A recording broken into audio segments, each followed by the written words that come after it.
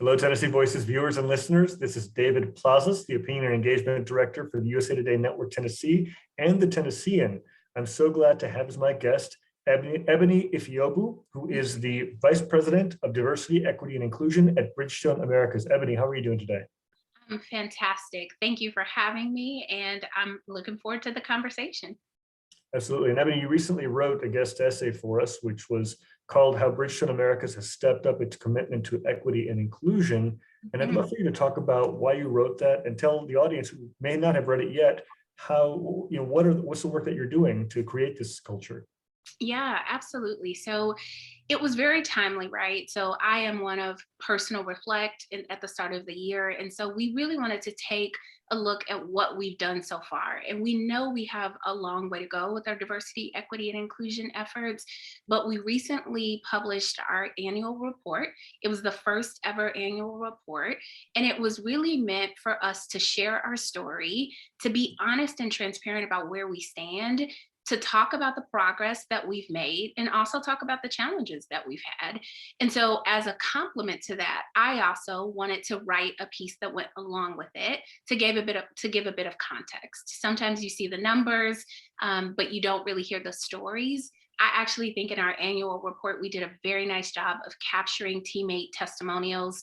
We call our teammates or our employees teammates, but capturing their perspectives and their stories to go along with the numbers. But I thought in my role, my new role as Vice President of Diversity, Equity, and Inclusion, it was also important that I reflect and I talk a little bit about the work that we need to do. So that was the premise of the opinion piece.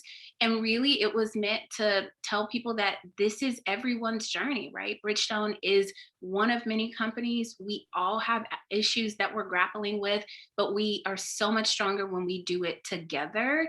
And we've got to be able to tell our stories, to learn from each other's mistakes and really figure out how to change this and make this a better and more equitable role for future generations. Thank you. One of the sentences that really moved me was you wrote, throughout the corporate world, leaders invoke goals, strategies, and investments with the intention of removing barriers and connecting organizations to the diversity of the world in which we live. What are the things you think that companies like your own have been learning about what was done right and maybe what needed to be improved upon so you can get to that better place? Yeah, absolutely. So one thing for us, we launched something called a Free to Be campaign in 2020.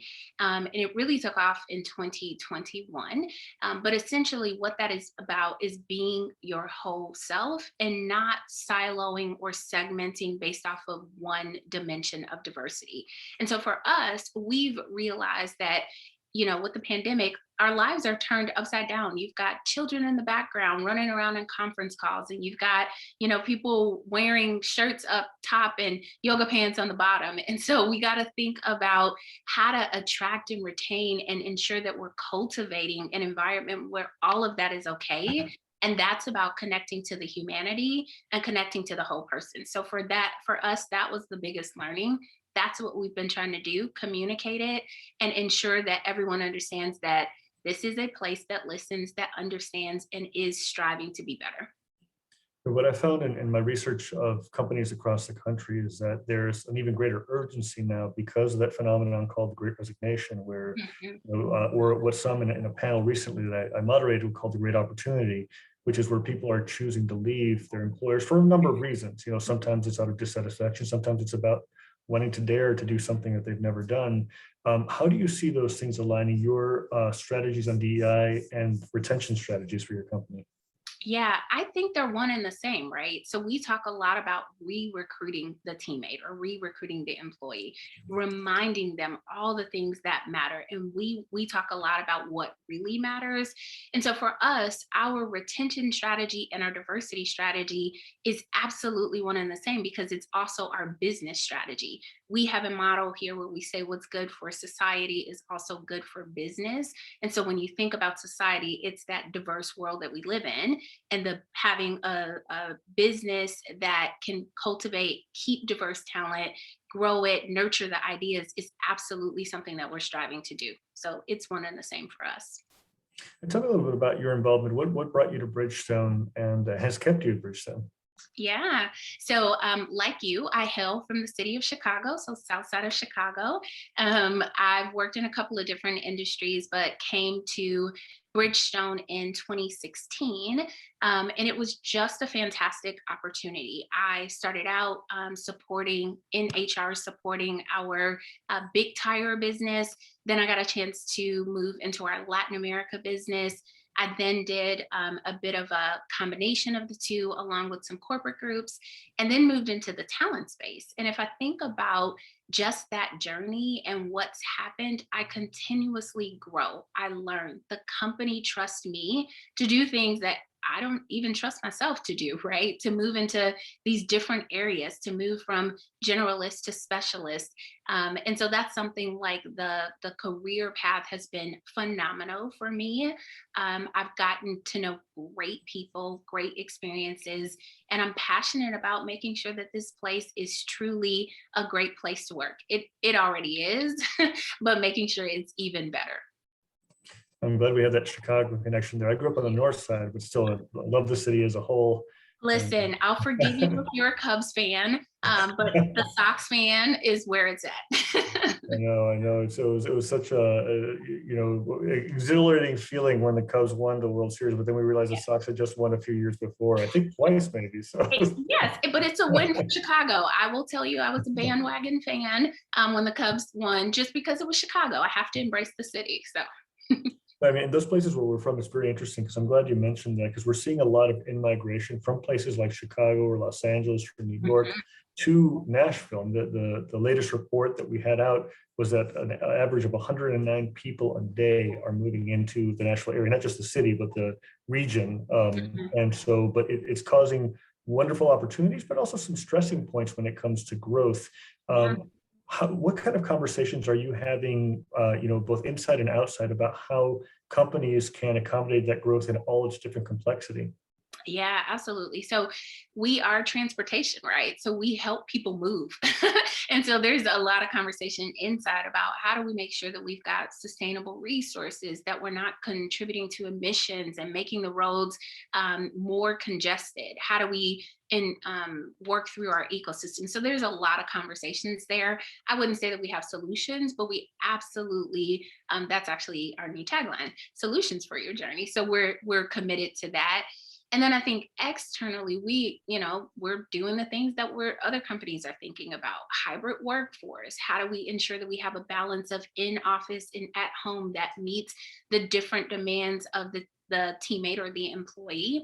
And we realize that that might change, right? During the school year, parents might need some flexibility versus in the summer, they may not need it. So we're trying to be flexible about our approach. We're really trying to think about how can we contribute and make sure that we are making Nashville great, because we are very committed to having our headquarters here, but we're also trying to ensure that we capitalize on our mission of being a solutions company and being a sustainable company that protects our environment as well.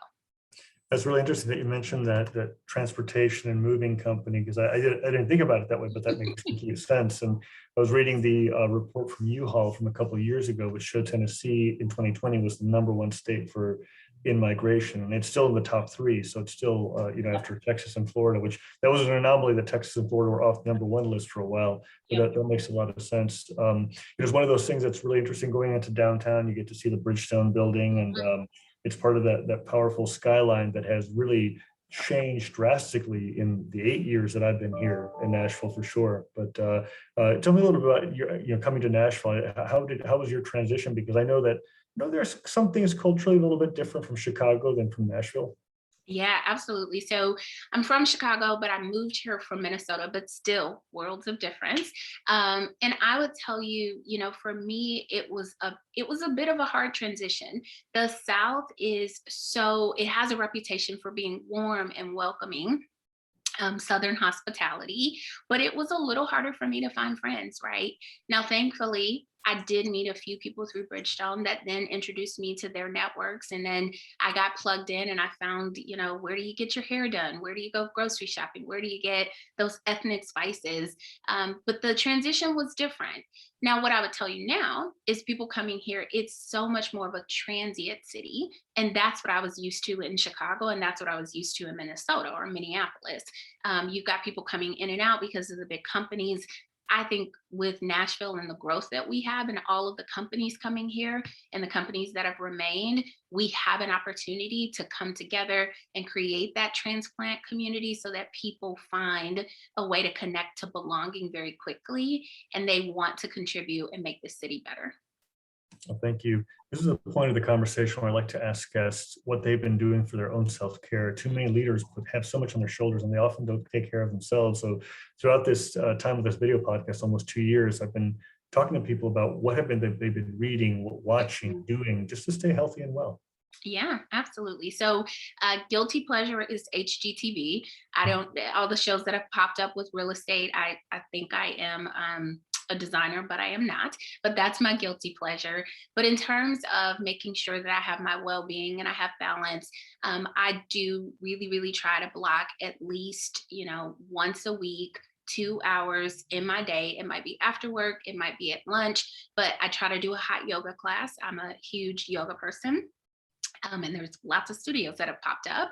And then the other thing that I do is in terms of reading, there is a book that I love. I am someone of the Christian faith, and Lisa Turkhurst has a book called The Best Yes. And it's really about boundaries and saying no so that you can say yes to the best things. And so I've been reading, I read that every year. I remind myself, I write my points, and then I set my boundaries. And then in terms of other just books that I've been reading lately, I've been reading more DE&I books because that's the space that I'm in. And I'm actually reading Mind Traps, again, just to make sure that I understand the biases that can come up in this space. And then I can help educate others to help remove some of those biases.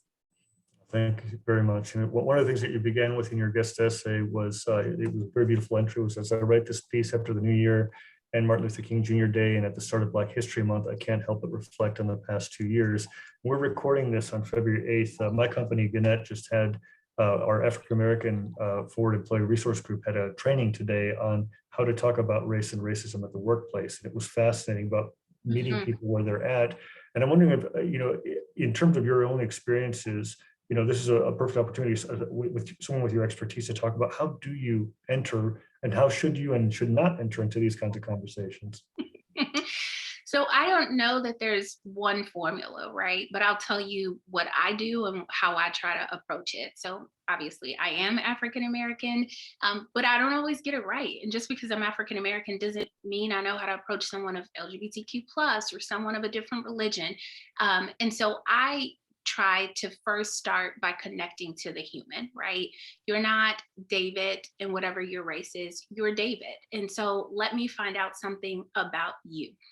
And then what I try to do is try to understand what are the elements of your identity that are important. I think a lot of times we're so uncomfortable with the conversation that we try to say, but I don't see color, I don't see gender, I don't see race. And the reality of the situation is if that is something that's important to my identity, you've just dismissed me. So even though you may not see it, you just told me you dismissed me. And so what I try to do as the second thing after I find out who is David, then I try to figure out what are the values and the things that you hold important. And I try to respect that. And then the third thing that I do is I try to create vulnerability. So for me, when I'm uncomfortable, I acknowledge it. Hey, I don't know everything. I don't know you. It's going to take some time. Please charge it to my head, not to my heart. Correct me. Let's talk about feedback. And for me, those three things have really helped to cultivate relationships. Relationships hinge on trust. And when you have that trust, it's a lot easier to talk about the difficult conversations. Well, that's an excellent process. Thank you very much for sharing that. One of the things that caught my ear when you were talking about some of your hobbies has been reading a book about boundaries. And this is a challenge, I think, when it comes to work-life balance. And I know in my field with my colleagues, we talk about this all the time. And really feeling the issue of burnout. And how do you think that we as employees should be, or team members should be thinking about how to avoid burnout? And if we think we're getting there, to try to, get our way somehow out of there, or at least to address it productively. Yeah, this is a conversation again that I have for myself, right? So I think the days of, you know, work and home being separate, I think those days are gone. They just conflate way too much, at least in my own life. And so for me, I try to make sure I always check in with how I'm feeling. So, yeah, I might have worked a longer day, and maybe today I didn't get it perfect, the balance perfect. But tomorrow I'm going to be really intentional about making sure that I've got a little bit more home than I do work. So I try to check in, see how I'm feeling. If I do feel like I'm burned out, I am a planner. So planning a vacation, as crazy as that sounds, feels like it gives me something to look forward to. And then I do try to disconnect, right? If I see that I am at a point where I'm like, I just can't take it, I essentially plan to be down. I communicate and say, hey, everyone, I am taking some time with my family, or I'm taking some time. And the good thing is if you're with a company or you're with a team that respects you, they will also respect those boundaries. So very sage advice. I think these are the things that people are thinking about. Because one stat, I was with one of your colleagues, was in a panel that I had moderated, that was brought out, was that 36% of people who have resigned from their jobs don't have another job to go to, Yep. which is shocking to me because I would never even considered that an option. Same. But at the same time, there's something to be said about that, about how we create better life culture, and talking about these issues of diversity, inclusion, and equity. One of the things I'd love to talk to you, and maybe I should have started with it, but it's a perfect time to continue it, is people often conflate all three terms, diversity, inclusion, and equity. How do you define these terms and explain them? Yeah, so it's funny. They kind of play off of each other, but they are very different, right? So diversity is essentially, it is all the ways that you are different, and it goes beyond race and gender. And I cannot say that enough. It is more than that. And when we say diversity, that is you, that's me, that's a Caucasian. It is all of us, because we have things that make us unique. So it's the unique qualifiers that make us different. When I think about inclusion, it's about, okay, how do I respect and celebrate and reward? If I'm in a business context, how do I reward that, right? How do I reinforce that? What are the values, the policies, the things that create structure that essentially include those different unique qualifiers? And then the equity piece is a very interesting one, but it is understanding that we don't all start from the same starting point. We actually had an employee resource group, our BBO, during Black History Month, come in, and it was a really, really interesting conversation. It was on wealth management, and they talked about the average African American does not start out after college without debt. So when you start to talk about someone that maybe is not African American, that has come out of school and can pick whatever job they want because they don't have debt, the African American, average African American, does not have that luxury. And so when you start to talk about raises, bonuses, the kinds of career opportunities that they're going out, they're not coming from the same starting point. And so equity is about understanding we don't all start from the starting point, but giving us access and opportunity to ultimately end in a successful place. Well, thank you very much. And again, to the audience, the Tennessee Voices video podcast, this is Ebonee Ifeobu, and she is the Vice President of Diversity, Equity, and Inclusion at Bridgestone Americas. Before I let you go, I always like to ask my guests if they'd leave some words of wisdom to help our audience get through this challenging time. Oh, that's a tough one. I guess I would say, keep going, right? When you think that you can't, you always have a little bit more to give. So keep going, keep persevering, no matter what the challenges may be. If you keep going, you will get to the other side. Thank you so much. May you stay well and healthy. And I'm so grateful again for you coming on the show today. Yes, thank you for having me. And I'm wishing you health and prosperity as well. Thank you.